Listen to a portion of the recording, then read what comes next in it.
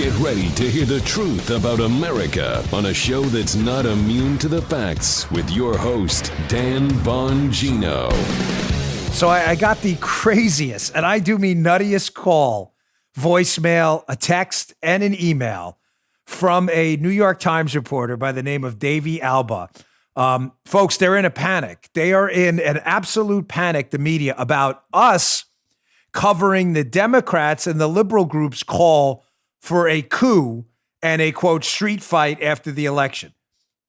Keep in mind, the story isn't about the Democrats' calls for violence. The story they're trying to write at the New York Times is about us, me and Mark Levin, exposing it. I'm not kidding. Well, she picked the wrong guy to tinker with, of course. I got that story today. I've got some really killer stuff. I left out about the Spygate thing this week. Folks, it was a setup the whole time. I'm going to prove it to you today.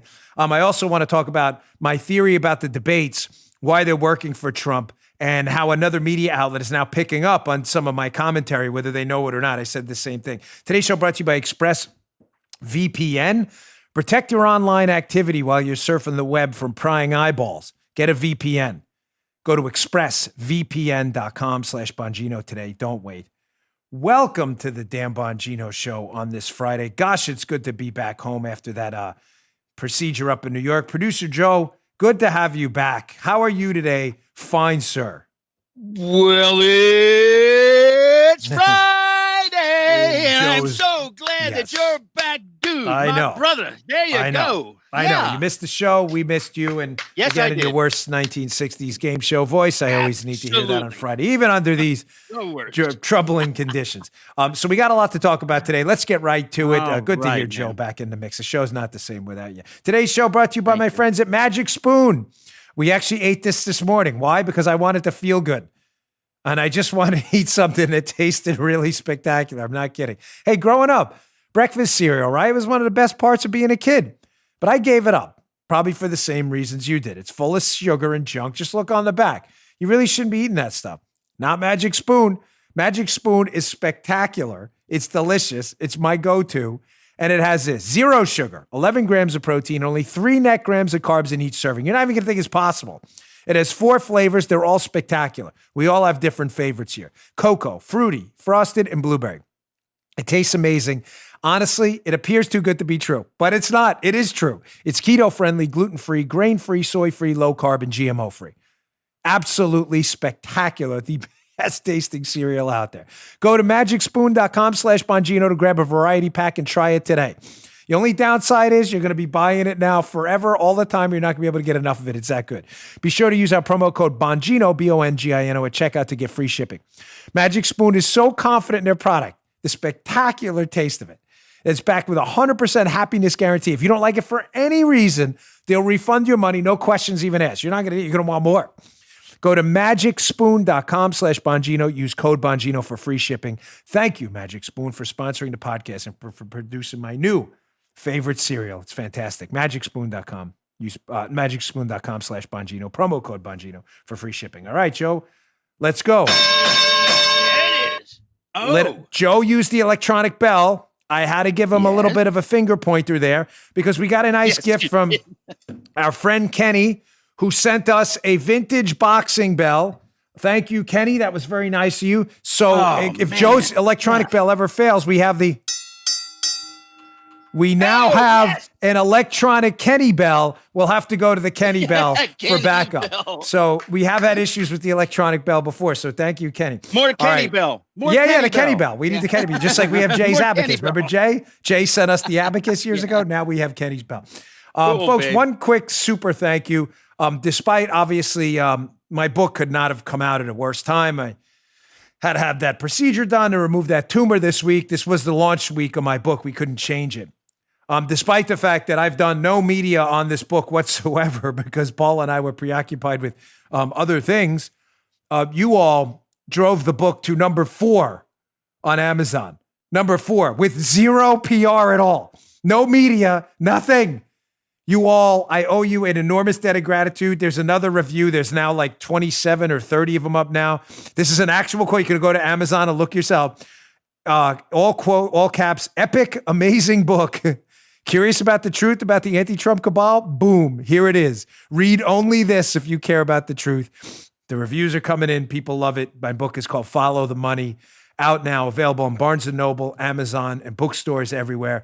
I really appreciate. I didn't want to let the publisher down. It's my favorite book yet. I told you when I read it for the Audible, this is hands down my best book yet. The chapter on the Obama fixer alone and what Obama knew is worth your time. That's the chapter that seems to be setting the world on fire as the book just rockets up the charts. So thank you for your support. Follow the Money, available now. All right, let's get to some content here because this is important. So I get this call from a New York Times reporter, a woman by the name of Davy Alba, who just specializes in ridiculosities. I mean, she protected her Twitter account after I exposed what she was doing. This is a woman who has tweeted that she couldn't find many violent episodes of Antifa or something like that. I'm like, oh, yeah, what? That's some reporting you did right there. Nice work reporting. So she reached out, and I know what she's doing. She reached out to me and Mark Levin and others, and what she wants to do is, just so you're clear. And so we buy ink by the barrel too here. So this is asymmetric warfare here, right? She's trying to write a piece that we're stirring the pot before the election and agitating and causing violence by exposing leftist calls for violence. If you're sitting here pulling your hair out, the remaining strands some of us have left, who knows how much of this I'll have left in the future. If you're yanking them out going, wait, she's writing a story about you fomenting violence by exposing the left fomenting violence. Yes. Yeah, trust me, that's the angle. Because it's the New York Times. They're not serious reporters. These are the same pee-pee hoaxers who told you collusion was real. These people have double-digit IQs. This is an actual story they're about to, I'm telling you, that's going to be the angle. So here's the text she sent me. It's all comes, they always do this, by the way. They write these ridiculous, this is my actual phone, a screenshot, and they write these milquetoast texts making you believe they're trying to do reporting and fact-finding. You know what I'm saying, Joe? So here's the text. I'll read it to you. Oh, yeah. Hi, Dan. I wanted to be in touch about a story I'm writing for the New York Times, which is when I tuned it out. After I saw that, I was done. About this growing rumor on social media that there could be a Democrat-led coup on Election Day. It's not a rumor. I actually quote the Democrats calling for a coup. She goes on. I saw that you posted a couple of videos about this. I just wanted to reach out and ask for comment from you on your videos. That's not what she's doing. That's not what she's doing. Guarantee, I'm going to expose, when the article comes out, I'll expose her next week and embarrass her further. If she writes a fair piece, great, more power to you. But Joe and I both know, right, Paula? We know exactly what she's doing. We actually quote Democrats' calls for a street fight, a coup. I'm going to show you the stuff now in case you think we're making this up. And she's going to blame it on us, Republicans, for exposing the Democrats' coup. And what really has her freaked out is the interview I did. Was that yesterday's show? Thursday's show? I'm losing track of the week because we pre-recorded. That was yesterday's, right? Yesterday's show, Thursday of this week, episode 1365. We interview Michael Anton, who wrote the piece in American Mind called The Coming Coup, where he lines out, line by line, the Democrats' actual calls for a street fight and post-election chaos. That interview yesterday went nuclear. That show went crazy yesterday, which is interesting because we taped a lot of it in advance. The beginning we taped yesterday morning. It's freaking them out that we're exposing the liberals' calls for violence and chaos. It has them terrified because it destroys their whole narrative, Joe. And what's their narrative? You conservatives are you violent, nationalist, white supremacist, kooky, racist nutjobs. It's not us. That's them. Mm-hmm. That's it. They're the racists and the violent ones. And they don't like it that I have 2.5 million, whatever followers on Twitter, 1.3 million on Parler, 1.5 million on Facebook, and that my account speaks the truth. And my Facebook account the other day, we had the 1, 2, 3, 4, and 5 most popular Facebook posts in the entire country. It's driving them wild. They're like, what do you mean? With the New York Times, we can't beat Dan Bongino? No, you can't. No, you can't. Too bad. So sad. Maybe if you told the truth, you'd have better luck. So that was Davy Alba's text to me. I responded back, of course, with an interesting text. That's up on my social media accounts. Saying, I find it quite bizarre you're calling me for comment about leftist calls for violence. Why not call the leftists? I'm just asking. And I said, and by the way, it's not a rumor, their calls for violence. They're actual quotes. Quotes, quotation marks, right, Joe? What they've actually said. Oh, they say, man. Dan, they're not quotes. They're not calling for violence. You're just making that up. Okay, let's produce the receipts. Davey Alba won't cover any of this, by the way. Here is the Transition Integrity Project, a liberal-led, these are prominent liberals, by the way. These are not small-time like ham and eggers. These are prominent liberals who are running this project, the Transition Integrity Project, where inside their own documents that have been released, they're calling for a street fight. Now, who's it being run by? Let's look. Oh, Rosa Brooks, former George Soros confidant there, and a guy named Nils Gilman. They launched the Transition Integrity Project in December of 2019 to focus on mitigating threats to democracy. Yeah, that's hilarious. Sure. Okay, so again, this is their document, just so you're all aware, because I know Davey Alba's desperate to cover all this up. This is the Transition Integrity Project, run by two leftists, Rosa Brooks and Nils Gilman. This is their own document indicating they're running it. That's their document, not mine. Again, this is called reporting for Davey, a disinformation specialist in and of herself. So here's Nils Gilman, the guy I just showed you, from their own report, running this project, calling for a street fight, not a legal one after the election. I'll get to that in a minute. Here's Nils Gilman's own Twitter account calling for the death of Michael Anton, who exposed the Transition Integrity Project and who we interviewed on yesterday's show. This is his actual Twitter account. At Nils_Gilman. Quote, Michael Anton is the Robert Brusselak of our times and deserved the same fate. Brusselak was a Nazi sympathizer who was executed. Now, Davey will do no reporting on this, so this is of no interest to her. That's his actual Twitter account. The founder of the liberal Transition Integrity Project, calling for a street fight, not a legal one, after the election. That's a quote. We'll get to that in a second, too. We always produce the receipts here, folks. That's the guy's actual Twitter account calling for the death of people like Michael Anton, who I interviewed and who exposed what they were doing in their calls for a coup. I promise none of that will be in Davey's story. If it is, we will tip our hats and cover it. I mean that. If she wants to be an honest reporter and do it, I will sincerely tip my cap. And maybe I shouldn't be. Maybe she will write an honest piece. If she does, congratulations. I will cover it fairly. I'm just telling you, ladies and gentlemen, conservatives like me and Levin have been burned by the New York slimes a million times when you think they're actually doing reporting and what they're doing is a hit piece.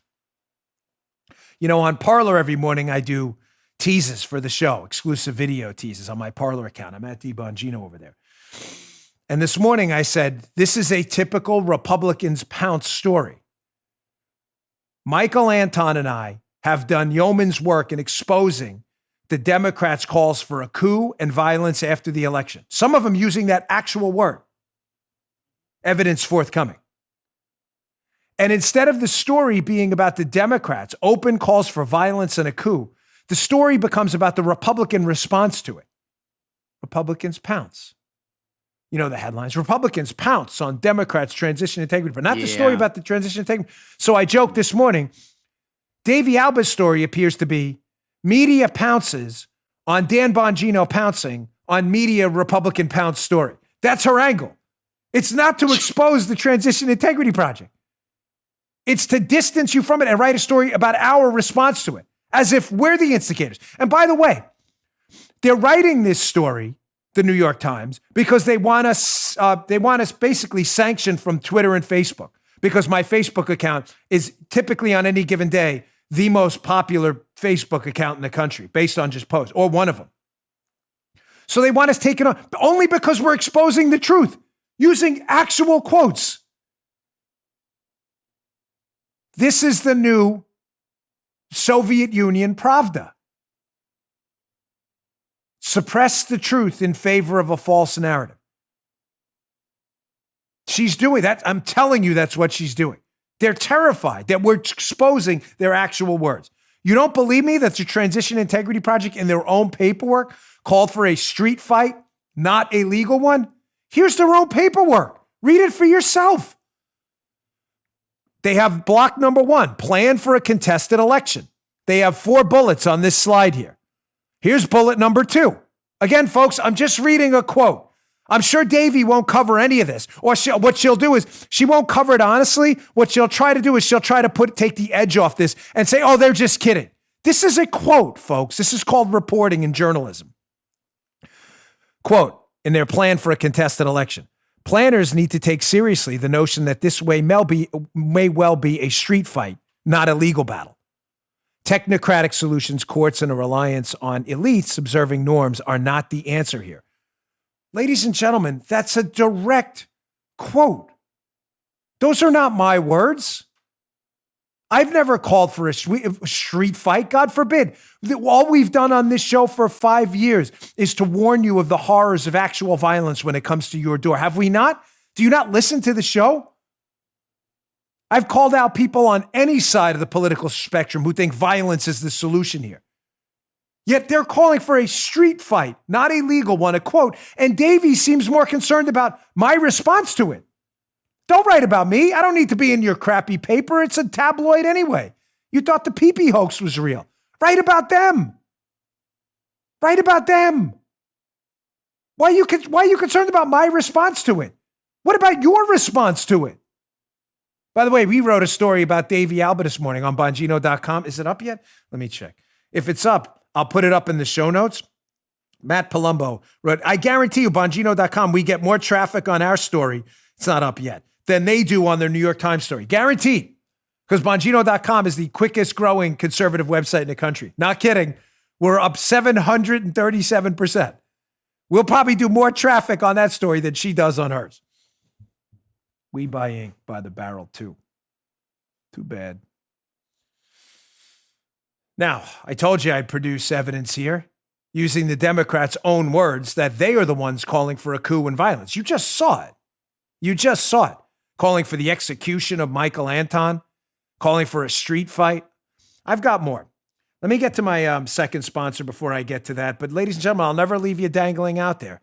This show is fact-based and evidence-based. We are genuinely concerned about what Democrats are doing to foment violence because we can't stand the thought of that. That's why. Our second sponsor today, I get a ton of emails on. I'm always happy to have them. Vincero. There's one right there. Love it. There's the Altitude. I have the Chrono S2. This is my personal fave. The Altitude with the blue face and the brown leather band. You see me wearing this one sometimes too, with the black band. Altitude with the blue face. I like the blue faces. Joe has one too. He has the Altitude with the green band. Paula has some too. A watch should be something that you look forward to putting on every day. And that's how I feel about Vincero.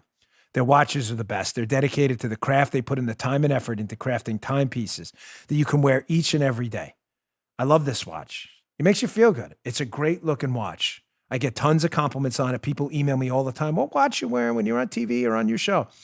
I talk about this brand all the time because I love what they look like. This is can I call this the badass Dan Bongino watch? I know it's called the Altitude, but I just like it. It has a very I don't know, G.I. Joe feel to it. I like it. I was a G.I. Joe fan growing up. Head on over to vincerowatches.com/Bongino. Shop their watches at a discount if you visit my link. With Vincero, there's no brand name markup, no big time price tag. Stop wasting money. These overpriced watches. It makes no sense. They don't even look as nice as these. Their promise to you is simple, solid, well-made, awesome products you'll enjoy wearing. Vincero offers free shipping, 30-day returns, and guarantees your watch for 2 years. This is why they have over 22,000 5-star reviews. You won't find a better made watch for the price anywhere. I love the Altitude. It's bold. Makes a statement. It's a watch I recommend to everyone. Like I said, these are watches you'll enjoy wearing every single day. If you don't, with Vincero, we'll make it right. That's their promise. If you don't love it, they'll make it right by you. Go shop Vincero. Go to vincerowatches.com/Bongino. Excuse me. Do not pay full price on these bad boys. Go to my link now, vincerowatches.com/Bongino. Pick out your favorite watch. Get a great discount right now. It's the easiest purchase you'll make all year. Again, vincerowatches.com/Bongino. You're going to love it. Just one quick note, folks. Excuse me for coughing and a lot of the procedure on my on my neck. I've had to clear my throat a lot, so if it gets annoying during the show, I'm really sorry. I have some water and stuff. If you just give me a second. it might take a few days. They were near my Vegas nerve and stuff, so forgive me for that. Hey, we'll take a break after the next one, all right? Sorry, Paula. You want to take a break now? Okay. My wife usually, I just blew right past her signal there. She gives me usually a heads up so we can do. The reason we do that, by the way, is so we can stop recording and send the recording over advance so the Rumble video gets up sooner. We'll do it after the next one. She's good like that. All right, showing you again, we're going to produce the evidence that Davy Alba I'm telling you, her story they're writing is about us. It's not about the Democrats' calls for violence. The Wall Street Journal has a great piece up by Senator Ron Johnson from Wisconsin this morning. And again, the evidence is everywhere about the Democrats' calls for a coup. If your eyes are open, if your eyes aren't open and you're looking to write false narratives and Teddy Ruxpin fairy tales, put a quarter in your back and Davy Alba will tell you a story, then yeah, you're going to be blind to all this. The title of the article by Ron Johnson is An American Coup Attempt. Time may be running out to expose the effort to overthrow Trump, which began before his election. Ron Johnson's piece is excellent. He talks about all the coup attempts, Spygate, the deep state leaks of President Trump's conversations with foreign leaders, the fake Ukraine hoax, the media being co-conspirators and the collusion hoax lie, which was an obvious lie from the beginning. But he also brought something up that candidly I had forgotten about.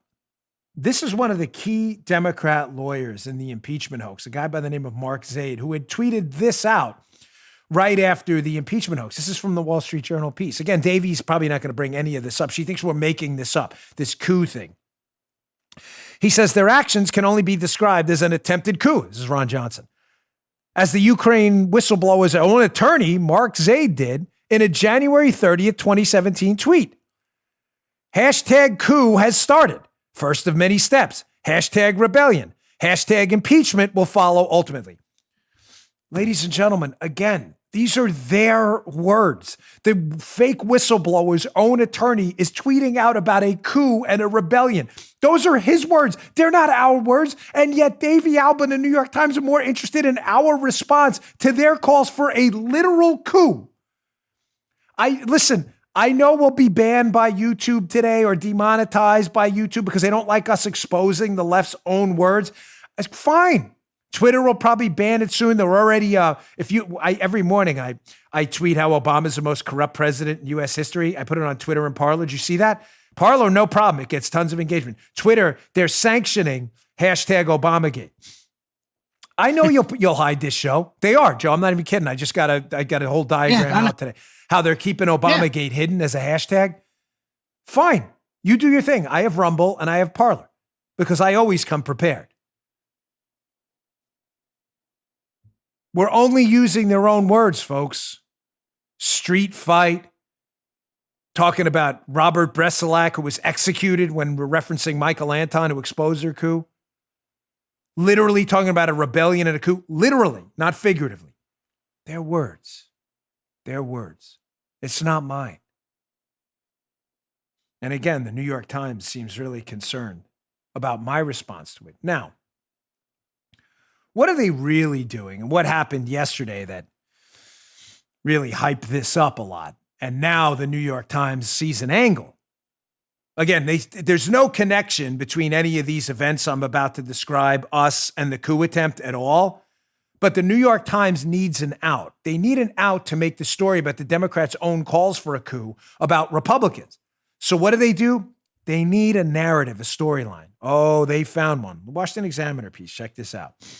So yesterday, there was a plot broken up to kidnap and potentially worse the governor of Michigan, Democrat Governor Gretchen Whitmer. A Washington Examiner by Eddie Scarry.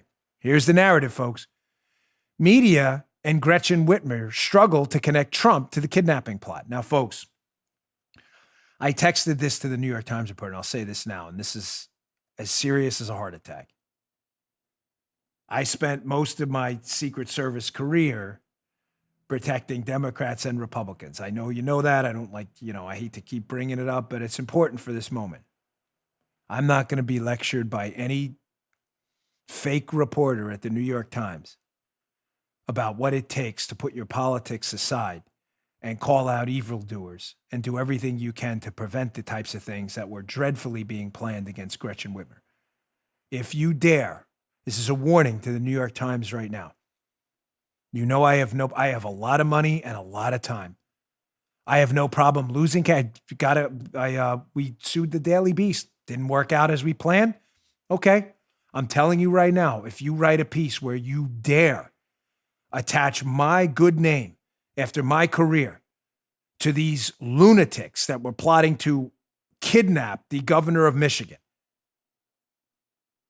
you will have the biggest lawsuit in human history up against you. I don't care if I lose or not. You are going to pay lawyers for that, because that would be libelous beyond belief. It's abhorrent. A kidnapping plot, period. No sane person would ever sanction such stupidity, illegality, and moral depravity. But the governor of Michigan, and I feel for her and her family, that's scary. So forget the politics. That's scary to hear that.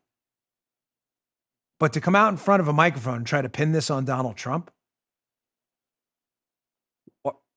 what is wrong with you? Donald Trump's name is nowhere in that indictment at all against these alleged kidnappers who were proposing this plot. And it was Donald Trump's Justice Department and FBI our Justice Department, but under Donald Trump, that broke up this plot. Oh, and one more angle for you. And I have an article by Red State in the show notes. I encourage you to read it. The alleged kidnappers and plotters of this scheme are on video talking about how Donald Trump is the enemy. So please tell me again how this has anything to do with Trump, the Republicans, or anyone. One more time, please. Again, if you were honest, which you're not, you'd acknowledge that these people were lunatics who hated Trump too. But you won't, because what they want to do now is they want to tie conservatives like me exposing the Democrat coup to these lunatics, suggesting that it was us. Follow me. This makes Joey. I'm going to need you as the audience ombudsman. Paula filled in. I know where you're going, but you're back. Yeah, you're back. Okay, Paula filled in. She did a good job. She gave the thumbs up, thumbs down. She gave the thumbs up now. All right. What they're trying to do is going to be this. This is going to be the story that me and Mark Levin and others that literally use the Democrats' own words talking about a coup, riled up people on the right who then got worried, and therefore we're at fault for the response to the Democrats' calls for a coup. And this somehow had something to do with it. Guaranteed that's their angle. Guaranteed. I hate lawsuits. I hate them. I got bit by a guy. I'm not kidding. You ever see the scar on my face? Growing up, I don't sue anybody until you take advantage of your power to disparage my good name. If you dare, that's a warning now, make libelous comments trying to attach me to some lunatics talking about a kidnapping plot, there is no length I won't go to make sure that you are put out of business completely. Personally, too. Don't you dare. Now, again, using the Democrats' own words against them, despite the fact that they'll do no honest reporting on this at all, we've spoken about the Transition Integrity Project, their calls for a street fight, their calls for execution of their opponents. I've showed you actual texts of people involved with the Democrat Party impeachment calling for a coup and a rebellion. Their words, again, not mine. Here is Nancy Pelosi, again, who is really earning the name Crazy Nancy, in her own words yesterday now, calling for an advancement and invocation of the 25th Amendment and a panel just weeks before an election to get rid of the president. That's what the 25th Amendment is about. Physical and mental incapacity of the president. It's a way to remove him, because if he's physically or mentally incapable, they need him, they need to let the vice president take in charge, and the secession chain is invoked. Here is Nancy Pelosi, Crazy Nancy, actually calling for the 25th Amendment and for a panel to determine if it's necessary right now. Tell me again how we're all crazy and it's the Democrats who are not. This is another, here's the coup. Here it is in action again. Check this out. When we hear people saying I'm young and I'm a perfect specimen, instead of addressing the fact that 50,000 people were infected, reported to be infected yesterday, nearly 1,000 people died. What are we talking about here? Tomorrow, by the way, come here tomorrow. We're going to be talking about the 25th Amendment, but not to take attention away from the subject we have now. Ladies and gentlemen, this is insane. She was just on the TV just a few minutes ago. That was from yesterday. She was on today, actually talking about a panel to remove the president of the United States for a physical or mental incapacitation. This is insane. This is absolutely insane. Is Davey Alba going to write a story about how insane this is? Do you understand if the shoe was on the other foot and when Paul Ryan was the Speaker of the House, if he were to give a formal press conference on removing Barack Obama via the 25th Amendment, can you, I know, right? Can you even imagine the hilarity that would ensue in the media? They would lose their minds. They'd be like, Ryan needs to be removed immediately. If McCarthy did that now, Kevin McCarthy, who's the minority leader now, can you imagine? But when Democrats openly talk about coups, removing a duly elected president for a physical or mental incapacitation that doesn't exist by any rational measure, that's a coup. It's an attempt to seize power for no legitimate legal reason, otherwise known as a coup.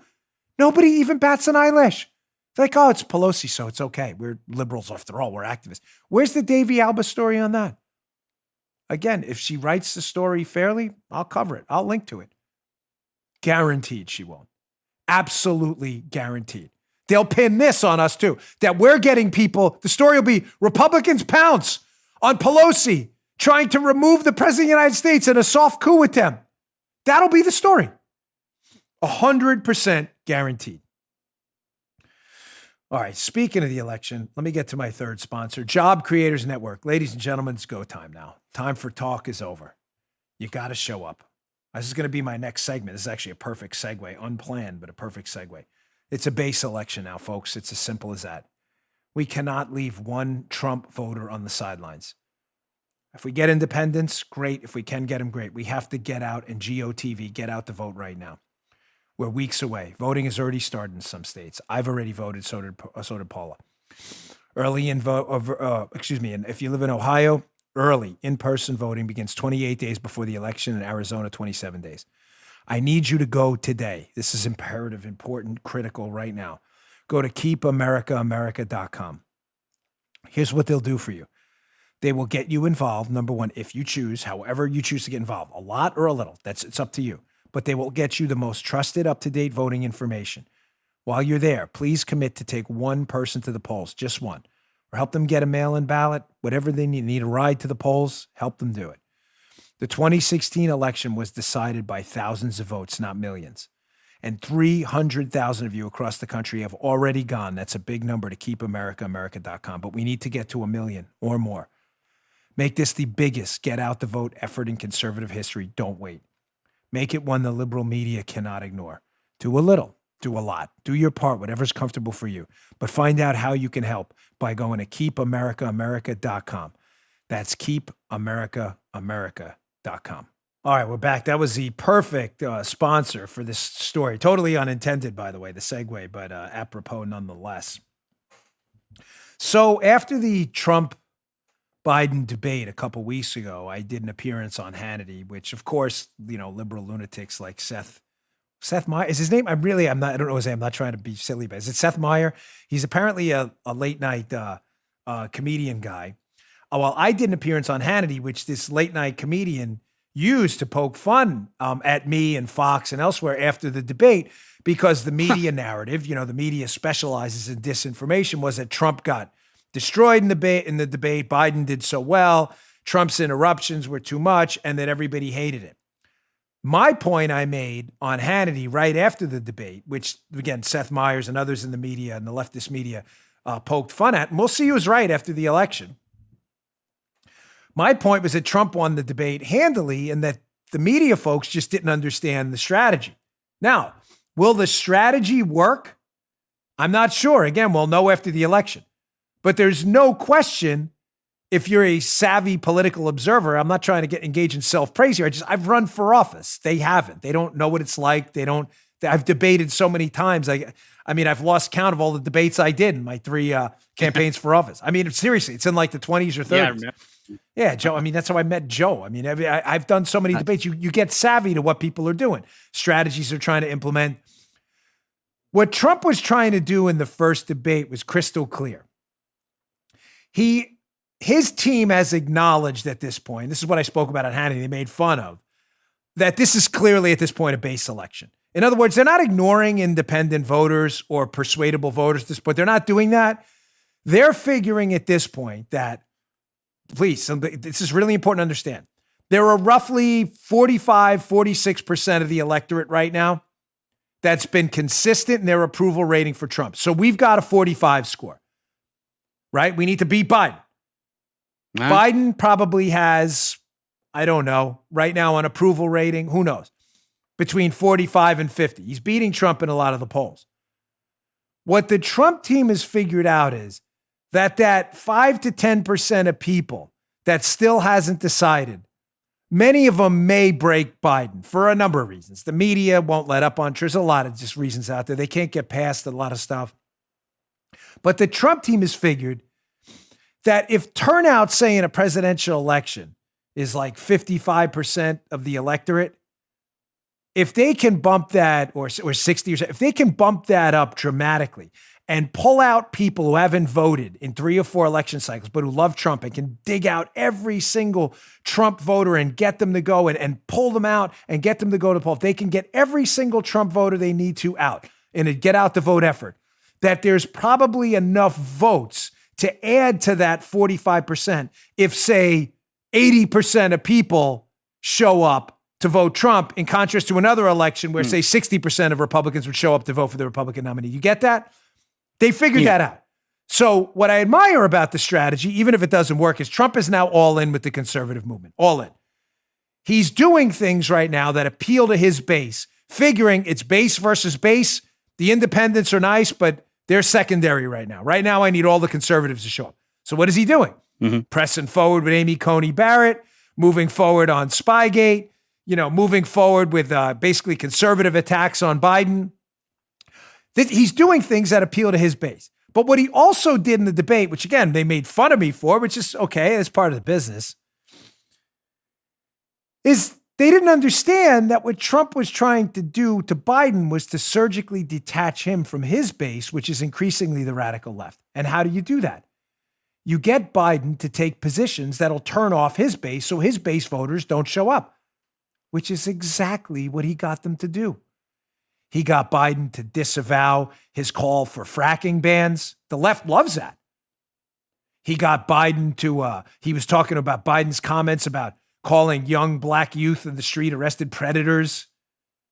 You think the radical left wants to hear that? He got Biden to disavow, in many respects, Bernie Sanders. Folks, I just ask you for a moment. I don't want to repeat the show, but it's important now because other people are now coming around to this. After I said it, who were like poking fun at me. Joe Biden needs those radical leftists to show up. As Trump further detaches them, I ask you to put yourself in their shoes. You're a Tea Partier, you're a conservative, you're a libertarian out there. And Donald Trump during a debate, Biden gets Trump to say, you know what? I'm really pro-choice. You know what? I'm really for tax hikes after the election. All of a sudden, this stuff may appeal to some Democrats who would then vote for Trump, but the Republican base would leave in droves, and this is a base election. That's what Trump got Biden to do, to disavow the equivalent of the Tea Party on the left. How did everybody miss that? Pence did the same thing. He got Kamala Harris to look into the camera and say, we are not going to ban fracking. You think the left wants to hear that? By the way, they are going to ban fracking, but that's a whole other story. It's beautifully done. Other folks coming around to this too. Washington Examiner piece in the show notes. If you want to access the show notes, bongino.com/newsletter. The newsletter is the show notes. Please subscribe. We'll send you these articles. Their politics editor in the Washington Examiner, W. James Annell III. Trump trailing in polls, bets on his base. Exactly. I don't know why it was funny when I said it 2 weeks ago. Listen, trust me, brothers and sisters out there. It's not, nobody's victim. It's not a poor me. They were making fun of me on late night TV. Go for it. Go for it. Again, we buy ink by the barrel too. We're happy to fight back. It always leads to better ratings on our show anyway. It's not a poor me. It's just, I just find it interesting that now that the Washington Examiner, a pretty mainstream, respected outlet for news, is picking up the story that now it's considered like doctrinaire political opinion. Yet when I said it literally on debate night, everybody thought it was hilarious. This also explains a lot. This is a base election theory, and that Trump is trying to detach Biden from his base while he caters to his. It explains a ton. It explains this soundbite by Joe Biden yesterday, which is stirring up a ton of controversy about his non-answer about packing the Supreme Court. Check out this absurdity. But you know, the moment I answer that question, the headline in every one of your papers will be about that. Other than focusing on what's happening now. The election has begun. There's never been a court appointment once an election begun. What? That was a real answer. Biden just told the media, I will tell you what I'm going to do about packing the Supreme Court after the election. You guys can all plant one on my caboose. Pucker up.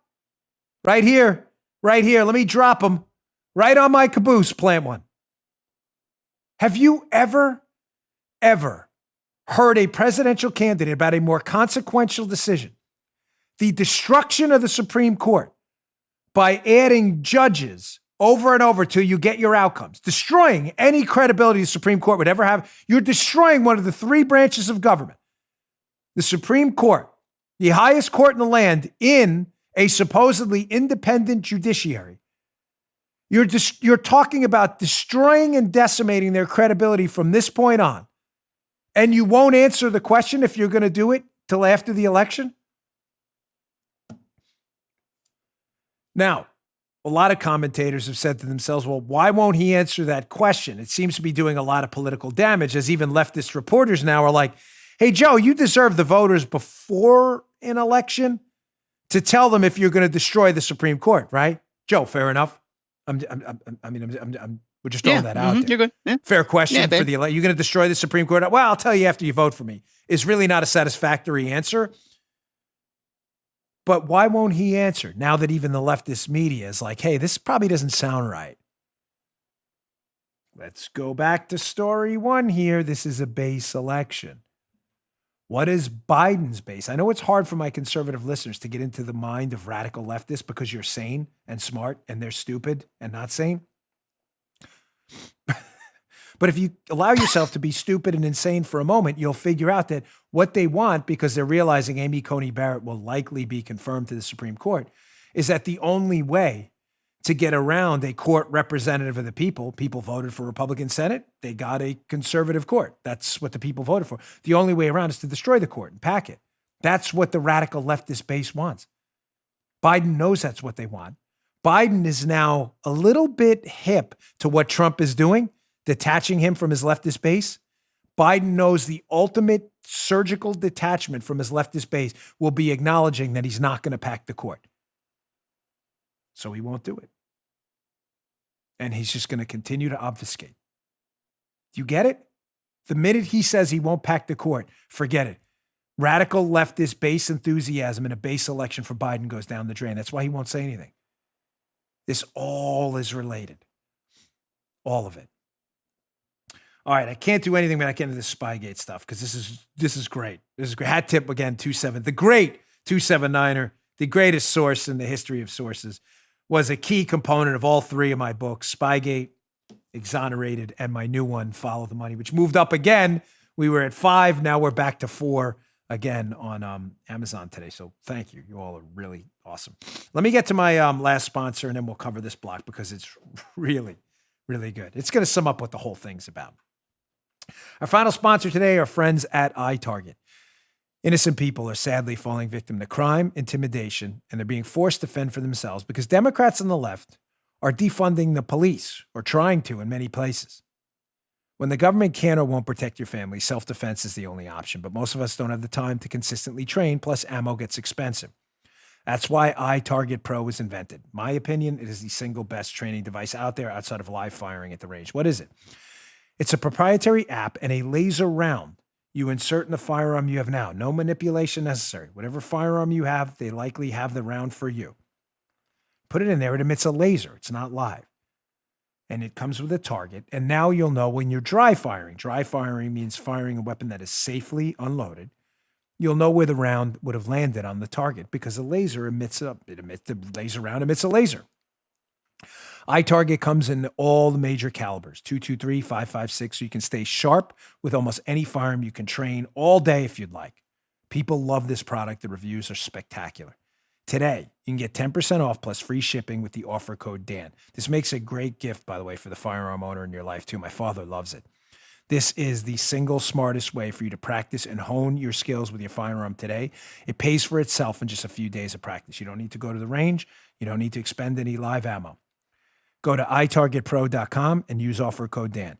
That's the letter I, targetpro.com, offer code Dan, itargetpro.com, offer code Dan. You're going to love this. All right. Moving on. So let me get the bottom line up front here. Folks, this whole Spygate setup of Donald Trump, was this a setup? Was he framed the entire time? The answer is obviously yes. But here's the big question. This whole case started because the FBI was just looking for a reason, and John Brennan, to tie Trump, we now know this, to the Russian alleged hacking of the DNC. How do we know this? Because John Brennan told the FBI Hillary Clinton was trying to do that. That's step one in understanding this. The FBI knew because of John Brennan telling them that Hillary Clinton wanted to invent a Trump collusion with the Russian scandal. The only way Hillary could do that is with the FBI's help. But did the FBI knowingly comply with that demand as far back as May of 2016 and actively engage in a setup takedown of the Trump team? Folks, what starts this whole thing off, obviously, is Hillary's plan and plot to tie Trump to the Russians. But they needed to get some evidence to move forward. So what starts it off is this Australian diplomat on May 10th in London meets with George Papadopoulos, who's a member of the Trump team. That sets off this whole chain of events. At that meeting in London on May 10th of 2016, it's alleged that Downer passes on to Elizabeth Dibble from our embassy that, hey, we met with this Trump team guy and he said all this crazy stuff about, Hillary Clinton's emails and Russia trying to help the Trump campaign. The FBI's like, wow, look, we got what we needed. You following me, Armacost? Yeah. Mm-hmm. But what if that meeting with the Australian diplomat was a setup the whole time? Covered a little bit last week, but I'm going to add some stuff today that is going to open your eyes. So the head of the FBI's counter intel division that does this stuff, he has two people on top of him, Jim Comey and Andy McCabe, the deputy director. The guy's name is Bill Pricestep. The meeting with Downer in London with Papadopoulos, which we've been told just happened. Oh gosh, it just happened. I don't know. Was this a setup? Who was in London at the exact same time? Let's go back to this email I showed you last week. Was Bill Pricestep from the FBI in London the exact same day this setup went down? Here's his own email. Look, E.W. Pricestep. Sir, he's emailing Andy McCabe. That's his boss. I will be out of town next week. And so I wanted to provide you my initial thoughts. This email was sent Friday, May 6, 2016. Oh, boy. Kind of explains, too, why Bob Mueller got the date wrong about the Papadopoulos meeting in his report. He got the date wrong. Why do these guys keep getting dates wrong? Bob Mueller's report, he writes Papadopoulos meets Downer on May 6th. No, that happened on May 10th. Why would he write that? Maybe because Mueller knew Pricestep was in London next week after May 6th? And maybe Mueller doesn't want you to know that the FBI may have been supervising this whole meet the whole time. Well, how do we know Price Step was in London the next week? Maybe he was just lying in his email? Well, we have the texts of his subordinate, Peter Strzok, who works for Price Step, where he's texting his girlfriend, Lisa Page, an FBI lawyer, and he says this in a text. I don't know that Bill will read it before he gets back from London next week. Sent the 4th of May, 2016. Oh boy, that sounds awfully bad. Was the FBI supervising this whole setup? You may say, oh gosh, I don't know, Dan, just a coincidence that the head of the FBI's division that's investigating Trump for a collusion hoax that doesn't exist just conveniently happens to be in London when the whole setup of Papadopoulos goes down, where they invent a collusion hoax that doesn't exist. Remember these old texts I showed you? Because the FBI has consistently told us, no, that's not possible that we were involved in the setup here. The Downer-Papadopoulos meeting, which was the setup. Because we didn't even find out about this until late July, this Downer meeting. Really? That's interesting because Price Step was in London. And then here's Peter Strzok's text on May 10th, the day the actual meeting goes down. He's texting his girlfriend, Lisa Page. Page is outbox, Strzok is inbox. This is when the meeting's going down, May 10th. Because they're dedicated to this case. How did that come to you? Overheard, redacted. Plan to tell deputy director as grist for his call to get Carlin to take it seriously. I neither told nor invited Jones. I know. You need to find out how he knew. I talked to Andy about it. He's out permanently. He will discuss with Bill. Let me translate that for you. On the day Papadopoulos meets Downer, his Peter Strzok's boss, who's investigating Trump, is in London the day the meeting goes down in London, and Strzok is texting his girlfriend that we need some, quote, grist for Carlin. Grist for Carlin? Who's Carlin? John Carlin was the Department of Justice's head of the National Security Division at the time. They're looking to give him some grist? Who also was John Carlin before he had that position? He was Bob Mueller's chief of staff. Is John Carlin read in on this setup too? And they're trying to get him some, quote, grist for this collusion hoax by setting up Papadopoulos with Downer? Convenient explanation for why Bob Mueller gets the date wrong, air quotes, in his report. He keeps indicating in his report that the Papadopoulos meeting, which we know happened May 10th, happened on May 6th. He's just lying because he doesn't want you to know about these texts on May 10th. And he doesn't want you to know that the FBI was in London the entire time this thing was going down. Oh, it gets even better. Look at these other texts here. Again, the day after now. You can see the date here. Here's Strzok's inbox, outbox. He's texting his girlfriend, FBI lawyer Lisa Page. Here's May 11th, the following day. Remember this one?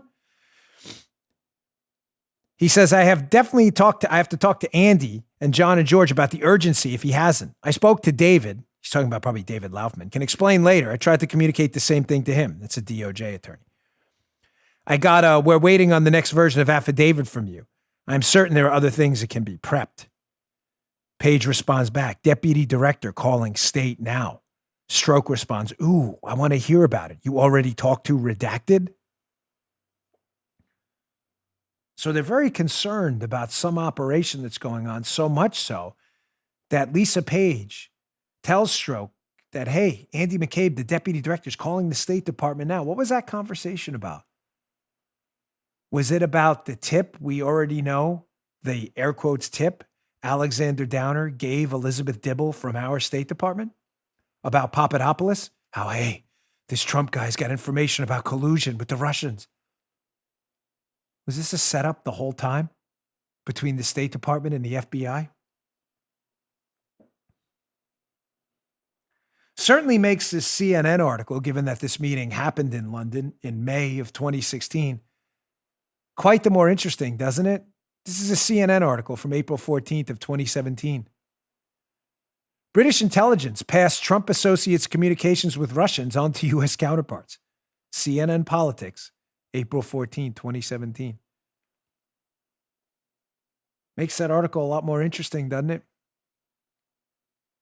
And don't you find it extra super weird that the chief of station for our CIA in London at the time this setup went down was Gina Haspel, who's the current CIA director, who current reporting indicates is terrified about all this stuff coming out and is blocking the release of some of these documents? What are the chances that the chief of station for our own CIA in London did not know about this? 0. Explains why she doesn't want any of this out there. All right, what else? All right, let's finish with this one. This is a great show. On a I don't want to say on a good note, but on a more ridiculous note. Woke cancel culture is basically destroying the fabric of American society. You know that. But I saw this story. I don't know if you all caught this. Yelp, they do consumer reviews. You go to a restaurant. Yeah, you can do like for anything, right? Paul, like a business, a gutter cleaner. We had the worst gutter cleaner ever in our. Didn't even clean the gutters and they're leaking again. So you can go to Yelp and you can critique the business or praise them. There's a lot of great businesses around my neighborhood too. So Yelp, and this is Joe, I think we should place this if we had a series of file drawers in the what the hell could possibly go wrong file. Yelp has decided, this consumer review site, to do this. This is from their Twitter account. It's not a joke. This is real. It's not a story at the Babylon Bee. Yelp has decided to institute a racist behavior alert on their Yelp page. Not a joke. This is Yelp. This is their verified Twitter account. It says, now when a business gains attention for reports of racist conduct, Yelp will place a new business accused of racist behavior alert on their Yelp page to inform users, along with a link to a news article where they can learn more. Holy Moses. Ladies and gentlemen, again, we don't have a file drawer in my small office here. We keep the studio small for a reason. If we had a file drawer, this is in the what the hell could possibly go wrong? Oh my, everything could go wrong. Joe, you're intimately familiar, sadly, with snowflake woke culture because we're not a part of it. We comment on it every day. Yeah. Let's just imagine the first snowflake social justice warrior walks into a Starbucks and doesn't have enough milk in his latte.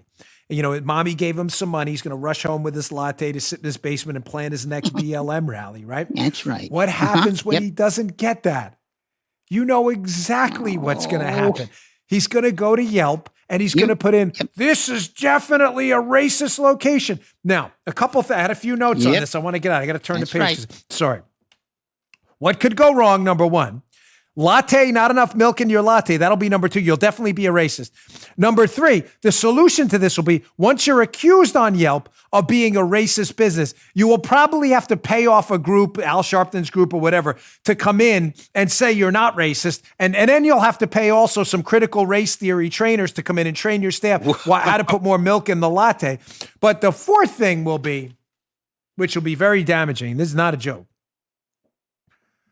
the lawsuits that will stem from this will never stop. Can you imagine if you're a business again, you're serving someone who's Hispanic or Black or Asian, you have a legitimate business grab, it has nothing to do with their race or ethnicity, nothing. You're a mechanic, the guy's just belligerent, he wants a better price you can't give him, and he'd say they go to the site and say, oh, this is definitely racist. Ladies and gentlemen, the lawsuits will be endless. I don't know what Yelp thought they were doing here, but this will end in just absolute disaster, no doubt. I do have one more. Can we do the video, the NBC video? Let's do that one. One more quick thing before we run for the week. My show is available on video on Rumble. You also know I am an equity holder in Rumble. It is the YouTube alternative now. We do not censor content for politics, and we're proud to say that. My account's available at rumble.com/Bongino. I want to welcome with open arms all of the great conservative content producers whose videos are now available on Rumble. There's no reason for you to go to YouTube. I can't tell you what to do. I'm just saying stop supporting people. Google owns YouTube that don't support us. I really hope you watch my show on Rumble. Again, we're rumble.com/Bongino. But who else just came over? The great Dinesh D'Souza. Diamond and Silk, happy to have you. Buck Sexton. All right. Joe Pags, Tony Katz, Rob Carson, They're all coming over now, ladies and gentlemen, because they don't want to be censored anymore by YouTube, and we're happy and honored to have them. So thank you all for coming over. All right. On that note, before we go, I just want to show you a quick video on Media Bites. This will make you laugh. Is this the Free Beacon? This is Free Beacon who put this together, right? Washington Free Beacon? Oh, this was the MRC? No, the MRC was the other one. This is the Free Beacon. I'm pretty sure. So NBC had a town hall with Joe Biden, and the town hall was advertised, showing you again, which kind of sandwiches nice at the beginning of the show, how ridiculous the media's become. They highlighted this, Joe, and advertised it as a bunch of undecided voters in a town hall who were trying to decide on either Biden or Trump. Now, Joe's seen this video. This is a great video. I'm pretty sure this is a Free Beacon. They put together a montage of the same people they're claiming are undecided. You'll hear them going back and forth on NBC panels earlier, telling you how they'd already decided how they were going to vote for Biden. Again, another reason why the media has the credibility of a speckled-toed sloth, if that's even a real thing. I'm not sure, but if it is, that's the credibility of the media. These are NBC's own prior panels with the same undecided voters telling you they've decided not to vote for Trump. Check this out. This is great. Welcome back, Miami, and the town hall meeting with former Vice President Joe Biden, taking questions from undecided voters. Peter Gonzalez has next question. Welcome to Miami, Mr. Vice President. I was born in Hartford, Connecticut, and I've been living in Coral Gables for the last 20 plus years. We get 4 more years of Trump. Good luck. And good luck with the future attracting younger voters. Let's go to Ismail Eliano, who voted for Hillary Clinton 4 years ago, but has voted Republican in the past. What's your question for Mr. Biden? Hi, Mr. Vice President. Things that Joe Biden said during his speech that resonated with me was, what defines America as possibility. Mateo Gomez joins us now. First-time voter, came to the U.S. from Colombia at age 2. Welcome. Spent a lot of time in Colombia. Thank you, Lester, for the introduction. After watching the debate, Mateo Gomez told us he really didn't feel like he got a whole lot out of it, and it really did not do a lot to help him. If you had to pull the trigger and vote for someone tomorrow, how would you vote? Probably Biden in this sense. It would be one because just how unpresidential the whole entire debate was. This is classic media nonsense. They advertise to you a town hall of undecided voters who were on their own network, days earlier, telling you they've already decided. And again, we're all supposed to take these people seriously, like we're supposed to take Davey Alba seriously. Unreal. Unbelievable. Greatest clip ever. All right, folks, thanks again for sticking with us this week. It's been a tough week, been a lot to handle. I'm good. I feel good. I'm optimistic. I had a rough flight back yesterday. It kind of all settles down. You start thinking about stuff, but it's all right. It'll all be good. I just didn't want to leave you in the wind without doing shows. So we don't like to skip work, and it keeps me occupied. So I appreciate all your support, the emails and the Parler posts and the tweets and the Facebook messages are really touching. You all are in the cards. You're just amazing. You really are. And I'll never, ever forget it. So thank you. Please subscribe to my show, rumble.com/Bongino. And if you wouldn't mind, I know it's a lot to ask. I didn't do a lot of PR on it again this week. But if you spread the word on the book, I put a lot of work into it. I really think it's my best one yet. And I think it'll really tie this whole thing together in a way you haven't heard before, this whole scandal against Trump. My new book, Follow the Money, where I trace the money trail all the way back. The Soros chapter's got a lot of people spinning their wheels too. So Follow the Money, available today, right now in your bookstore, Barnes & Noble, Amazon, wherever you get your books. Please check it out. I appreciate it. I'll see you all next week. Thanks a lot. Good day, sir. You just heard Dan Bongino.